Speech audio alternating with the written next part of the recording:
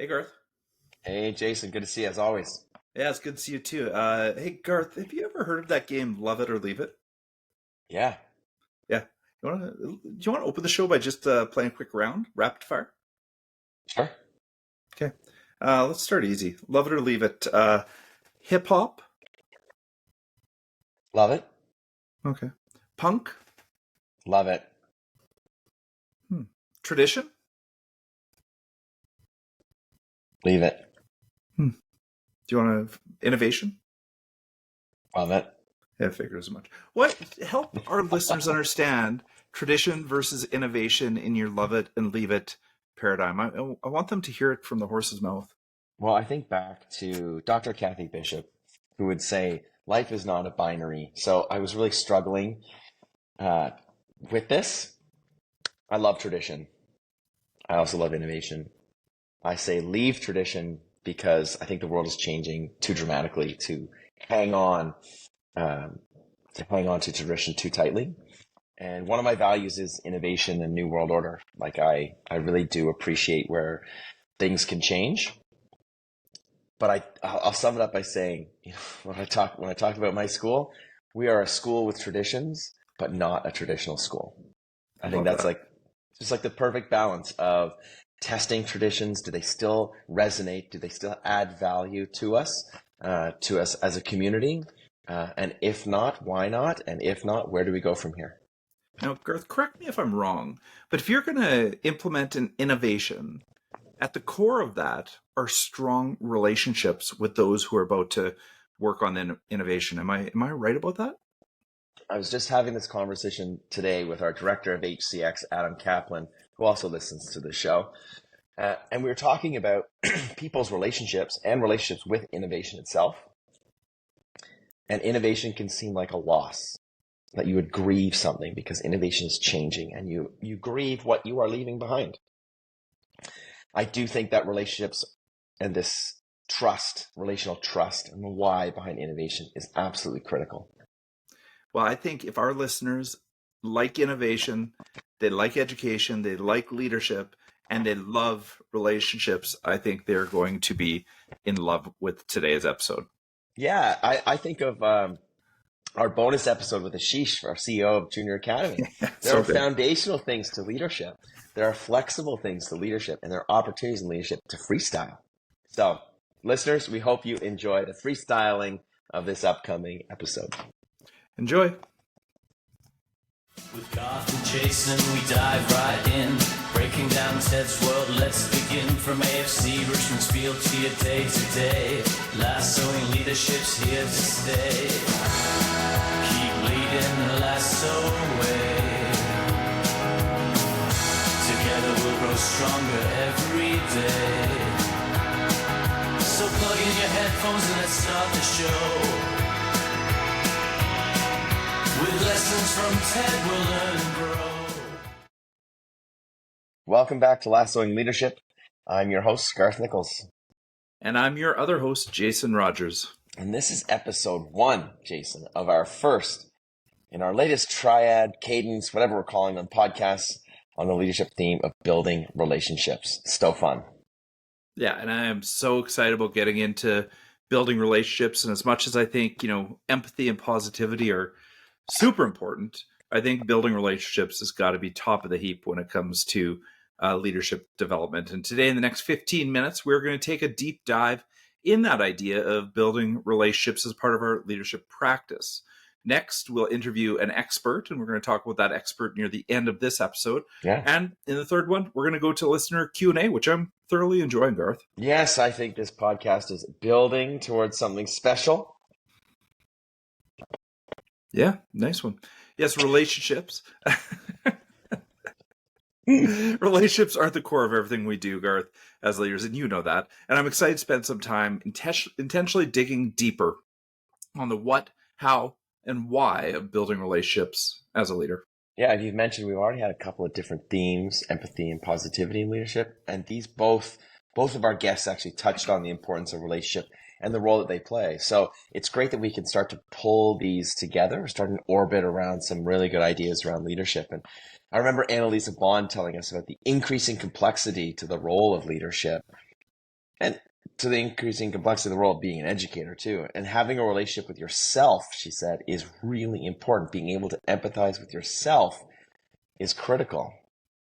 And Julie Cass, even outside of her talk about hypnotism, brought insights on being a heart-centric leader, turning into yourself in order to lead others effectively. Oh, I love that episode, Garth. I Yeah. hope people go back to it. Yeah. So when we're talking about relationships, we're including building a relationship with yourself as a leader. And I think that's important. For those early in their leadership journey, I think it's critical. Annalisa and Julie both commented on a widespread belief that when we step into a formal leadership role, we actually need to become someone different and or behave differently. And we don't. And you talked about that last week with positivity. Being authentic, I think, is really important. And today we'll talk about authentic relationship and building authentic relationships with ourselves and with others. So let's dive in. Jason, I want to start with a question directly to you, actually, because you've been at Rundle for many years and have many different roles. And as you move through leadership, as you moved into different elements of leadership in Rundle, from educator to being the head of the school, how did you maintain and sustain authentic leadership throughout that journey? Yeah, I think it's a good question. I think a lot of us face this. Being at an organization for over 2 decades, you may invariably change roles, and sometimes power dynamics change as a result of those role changes. And so, yeah, Garth, my story is, in the year 2000, came to Rundle as a teacher, then moved into a variety of things, everything from technology to enrollment, finally into assistant principal, then principal of school, and then head of school. And when I was younger, I think in my profession career, I think I naively thought that the relationships wouldn't change. I've always been a relationship first kind of professional, whether I'm a teacher or a school leader. But the fact of the matter is, they do change. There's no way they can't change as your role changes as well. And I always say to people, if you are thinking about leadership, you're going to have to reconcile that on some level. So no matter how badly you want to maintain that exact same relationship, there's an external force pressing on you. And it's, there is a power dynamic no matter how flat your organization, and those relationships will invariably change. It doesn't mean they go away. It doesn't mean they're still not deep relationships, because they are deep and meaningful relationships, but the context will change. And I think, the one thing intentionally over the last 10 years is I've started to build networks of relationships outside of school with people who are not affiliated with our school directly, to fill up part of that human need for deep, personal, non-affiliated relationships. So I think that's been a sustaining force over my time, and recognizing those relationships just change. They really do. You mentioned power dynamics, and I think I want to ask you a question a little bit more about that, because you are a great leader. You put relationships first. Talk to us a little bit about when power dynamics shift. How in relationships within organizations, how does the care within those relationships of others, how does that shift? Yeah, well, I think there's 2 ways of looking at it, Garth. First, you could look at it and say, you maybe disassociate more and care less. And I think that would be wrong. I think that'd be a really terrible choice in leadership. I think, in fact, you can deepen that care because you have more, you have more agency. You really have more agency to support in different domains in which people do require care. So whether it's familial or professional, or through, acts of kindness and goodwill, as you move through different parts of leadership, I think you have more opportunity to show deep care in different ways. And I think that's really important. I don't think power, in the more negative construct of that word, necessarily, relates directly to care as I'm trying to describe it here. I do think as a leader of school or organization, centering yourself on relationships and care is absolutely central. It is key to the work that we do. Yeah, thanks, Jason. I think that's a really strong answer. I really appreciate it, because rising as you move through leadership, it's important for those early entry and those others who might be listening who are seasoned leaders to understand and really reflect on how are you nurturing relationships over time. Yeah. No, that's true. And I mean, Garth, whenever I go to a conference or come to your school or go in, I hear the same thing. Is like, oh, Garth, he's the guy, and it just feels like everywhere you go, whether it's in cohort 21 or your school or your basketball team, in our case, network, it seems to me you put relationships first as well. So tell me, what's important to you when we talk about relationship building? Yeah, well, thanks, Jason. Appreciate that. Yeah, I'll tell a quick story. Cohort 21, I think it was like season 3 or 4. We had started to shift away from just talking about technology in education and more towards design thinking and systems thinking in education.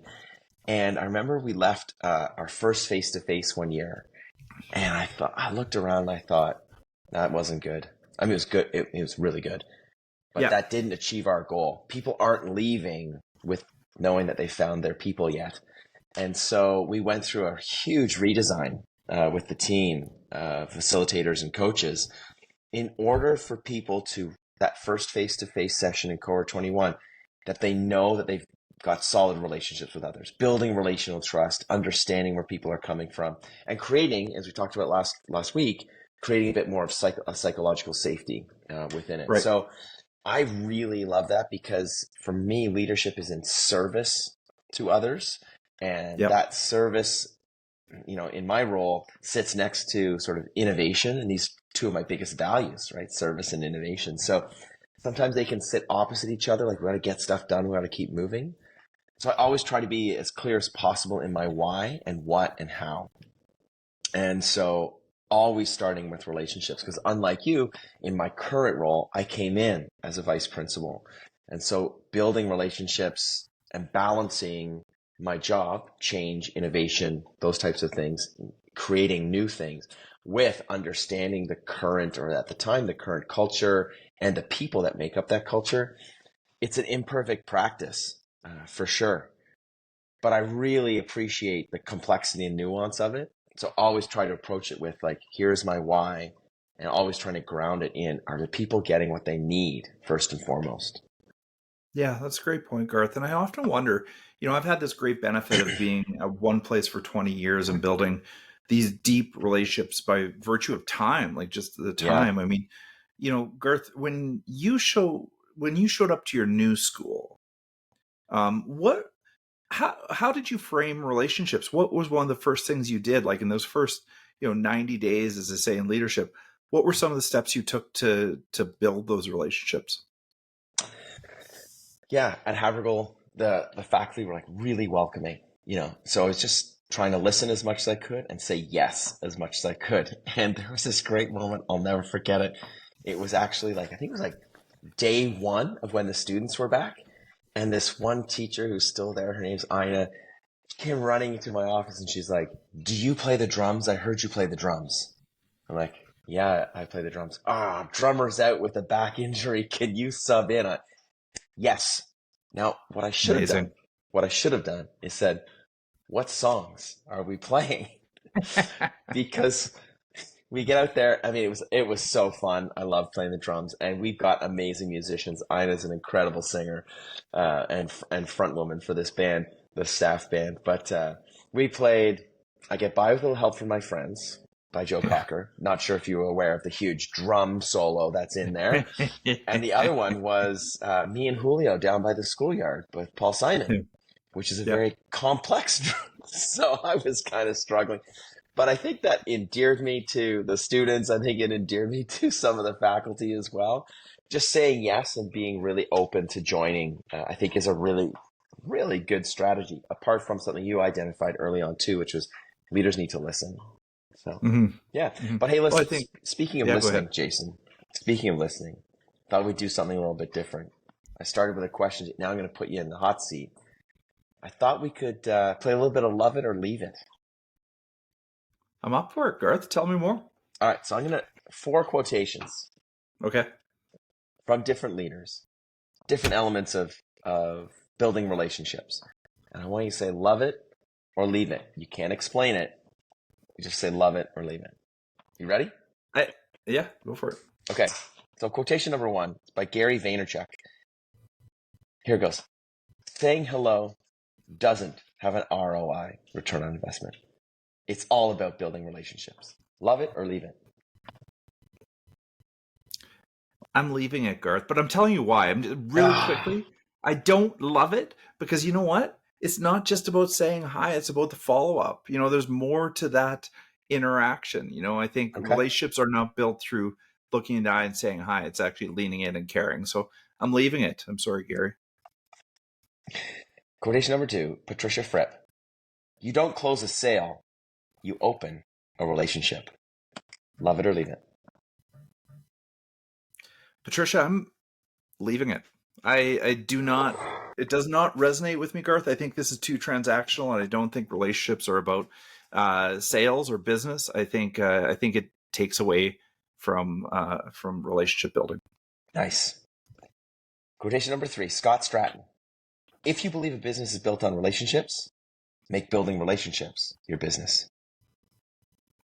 Love it or leave it. Now listen, Scott, I love this one because I think, building relationships is our business in schools. That's all it is. And so I think if we're going to do that, we got to lean in. I mean, Scott nails it with this one. Love it. Nice. All right.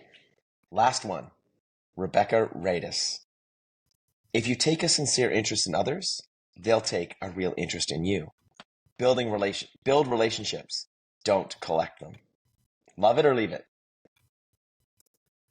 Rebecca, I love this quote. Nice. This is my favorite, Garth. And I think it's my favorite because my favorite people in the world are people who are most curious in conversations. And I aspire to be one of those. I want to sit back, find out more about the people I'm with, and get to know them better. That just feels best to me. So, Rebecca, you're the winner there. I love it. Awesome. That is a great job. And I appreciate your explanations. Thank you so much. Hey, you know what? That was awesome, Garth. Thanks for coming up with that. And I hope our listeners enjoyed it and maybe even played along. Garth, why don't we, as we round the corner on this, why don't you tease the expert who will take us on a deeper dive next week? Yeah. And this guy's full of great quotations on relationships. Can't wait. This person is an expert in relationships, and I would go far as to say an expert in relational health. We will hear about the why, the data that supports relationship building as a business skill and as a safeguard for our health. We'll talk about the science of why relationships matter to our health, our bottom line, and much more. I've actually had the privilege of working with this person in the past, and I'm super excited to reconnect with him. Next year's guest is... Next week. They don't have to wait a year, Garth. It's just next week. It's around the corner. Next week's guest is, drum roll,